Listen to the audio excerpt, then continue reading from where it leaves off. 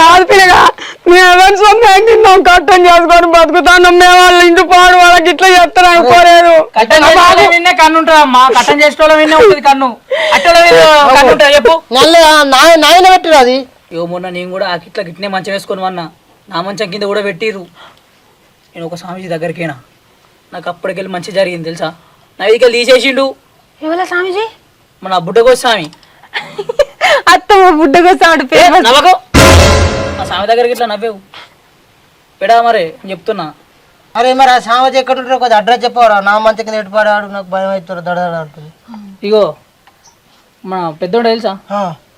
పెద్దోడ అట్లు లోపటి ఉంటాడు ఫస్ట్ నేను రూట్ చెప్తాను ఇటు తవ్వకెళ్ళిరా కొద్దిగా ముంగడుకోర్రి ముంగడికినాక ఎడమ చేతి బాధ తిరుగుర్రి ఎడమ చేతి ఇటు అది కుడి చేతేమో ఇటు కుడి ఎడమ సైడ్ తిరిగిరా కొద్దిగా ముంగడుకోర్రి కొద్దిగా ముంగడికినాక మళ్ళీ ఇటు కుడి చేతి బాధ తిరుగుర్రి కుడి చేతి బాధ తిరిగిరా మళ్ళీ కొద్దిగా ముంగడికినాక మళ్ళీ ఎడమ చేతి బాధ ఒక్క 4 సార్లు అట్లా తిరగాలి ఎన్నిసార్లు అట్లా తిరుగుతాం పిల్లగా 4 సార్లు అదినే కాదు మరి అడ్రస్ అంతా చెప్తాను పిల్లగాని అమ్మా ఒక్కసారి పోయిన వాళ్ళు మళ్ళా మళ్ళీ పోవద్దాడికి గట్లా లేకపోతే నేను రానా చెప్పు మీకోసం సరే సరే చెప్పరా ఇగో ఇగో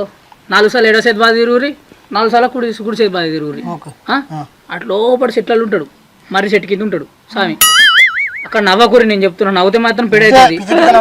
పారేది మరి మీ ఇష్టం ఉంటాడు పోరి ఈ ముట్టకూరి